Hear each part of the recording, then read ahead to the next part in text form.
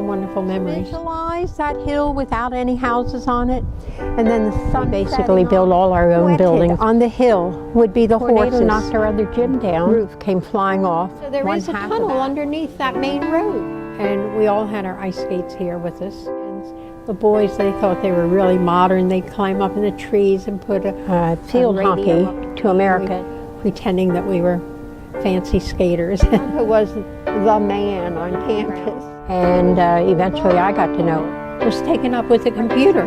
The computer was huge. When I was here, you couldn't see houses. So wonderful memories of Sanford.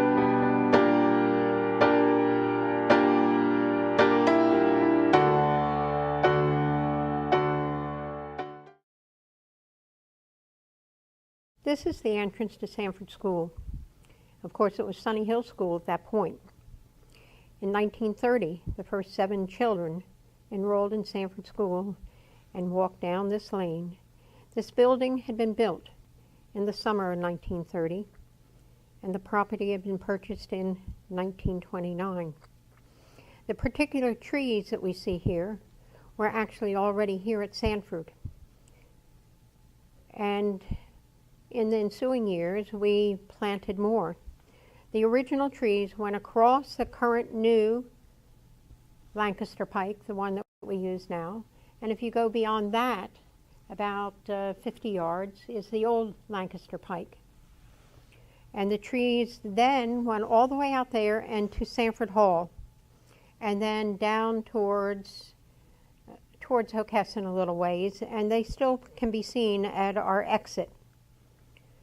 Now then, after that, we planted many more trees, and of course, the tree became our school emblem. The trees, as I said, the original ones came from the old Lancaster pike and ended right here at Sanford.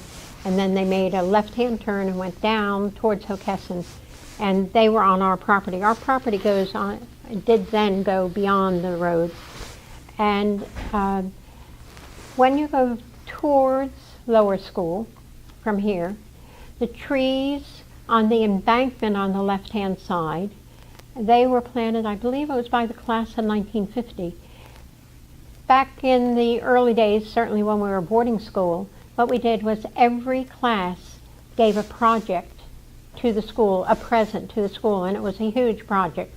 We still do it in some ways, but often it is more a gift of money, and then they buy some furniture, outdoor furniture or something.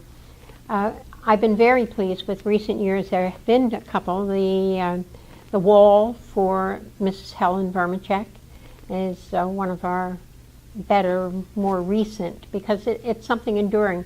My class, class of 1955, did the amphitheater where we have our school graduation. Now the stage was done by another class, but on the back of that amphitheater, the cornerstone says, "We build the steps by which we rise," which of course has meaning towards the better you do in school, the better you're going to do in college, and the better you're going to do in life. So then there were trees going out the back lane, and they were planted for individuals. And one was for Yanko Sayonara, I remember. One was in my name, one was in several other people's names. And then there were more trees planted by classes, but in recent years we haven't added that many trees. Of course, with the age of the trees, they began coming down in the tornadoes, certainly. Many of the alumni will give you a wonderful, wonderful review of the trees walking down as little children from here in Sanford Hall down to Albright Hall.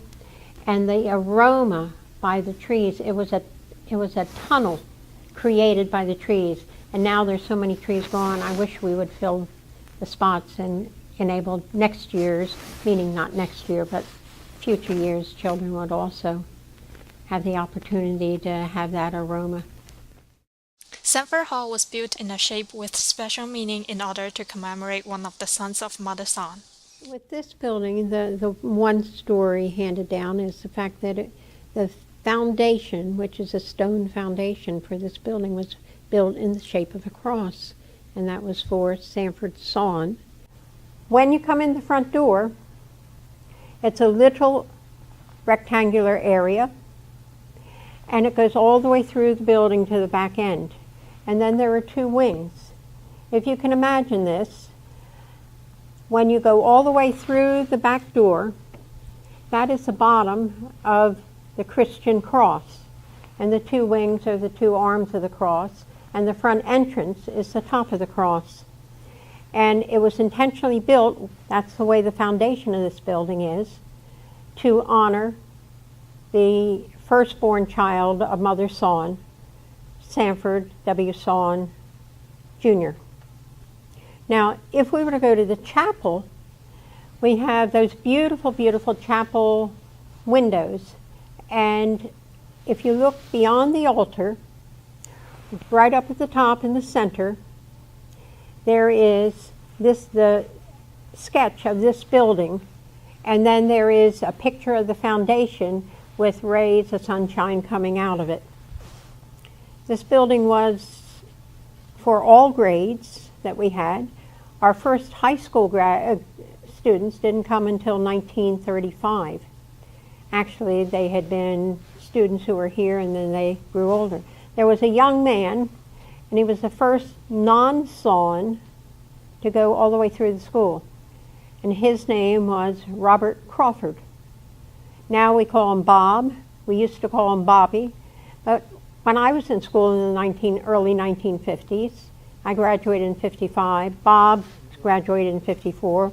For some reason or other, we all had different names for everyone. And Bobby Crawford was Chunky Crawford. Now, he came to us because he didn't have a good home situation. His mother was ill, very ill, and the grandfather, who happened to be the president of WFSS, the current bank, for 38 years. Not many people are president of a bank that long anymore. But he would go back and visit with his grandparents on weekends, not every weekend, some weekends. But he was the very first non-Sawn to go all the way through the school. He came at age 2.5. It was originally, we were only a lower school, and all the classes were in this building. And then when the first youngsters got to be in 9th grade, then we opened another school building and another school building. When I was here, the school was Sanford Preparatory School of the Sunny Hills Schools. In other words, Sunny Hills was originally the whole school. When it became a high school, then they decided maybe Sunny Hills was a little too elementary for boys, big football boys. And it's kind of interesting because about 2 years ago, the high school boys began picking up on Sunny Hills, and if you went to some of our championship basketball games, here they are, go Sunny Hills, go Sunny Hills. And of course that tickled me because we were the preparatory school, meaning the 9th through 12th grades, preparing for college of the Sunny Hills schools. So, but when we were here as students, as boarding students, it was just marvelous. We didn't waste time traveling home and waiting for our parents to pick us up, or we'd just run down for dining hall. But the dining hall was the dining hall that you're familiar with, but it was much smaller. And we've added on to that at least twice. And we always had for dinner white tablecloths, and frequently we had candles. And some of the boys served as waiters. So when we get to that building, I can tell you more about that. JK and kindergarten used to be all the way on the far side of campus. When you go out beyond Mass Science Building, there is a building there where Mr. Emery is now living, but there was also another building very close to it, and it was our JK. So the little ones were way over there, and had a huge basement which became a playroom, and there were animals and Dumbo and everything jumping around on the walls. It was beautiful, and we have a marvelous picture of that in our files somewhere. So we did want to get the younger ones back in closer, and that building was a bit damp, and it was time to have something nicer, and this building became free. This had been, for a while, just grades 1, 2, and 3, and then it was just grades 1 and 2, and as the grades grew, there wasn't enough space. But this building was a lovely, lovely building on the inside. Now it's, I would say, a little more functional, but the dome is absolutely beautiful. And if we were to look out the window that I'm looking out right now, you can see the top piece of the cross. There are some changes to the building throughout the year. The outside, there was one major change, and that was the addition to my left of that room. It used to be identical to the one that's behind you, and there were 2 little classrooms, and then it came in towards this main hallway we're in.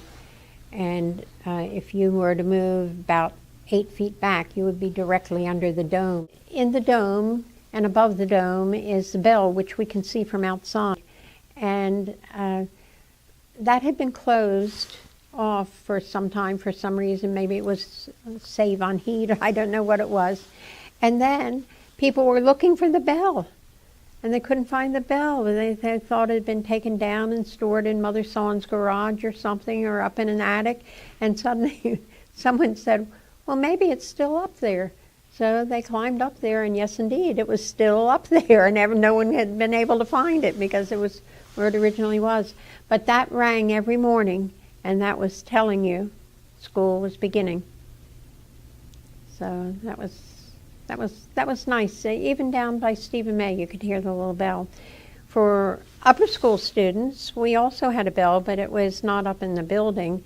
It was on a pole, and that was often used to let us know something was beginning or ending. But as boarding school students, we didn't get up to the bell. Nancy Sawn always played her trumpet. Da da da da da da da da da da da da da da da da da. So that was all those things. Those of us who are alumni of the boarding school days keep saying, remember when, because it's quite nostalgic. And my age group are sadly dying, and I think 6 people in my class have died already. So cancer and things of that nature, and it takes a toll, and those of us who are left want to make sure that you all hear some of the stories of the past. Who rang the bell? This bell? I believe it was the head teacher, which would have been Mother Sawn in the early years. And then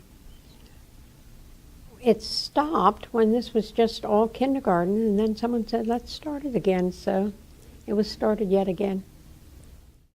Sanford Hall, where the Sunny Hill School began, records the history of our school and the development of our children. It stands there, watching generations of students come and go, but itself never change.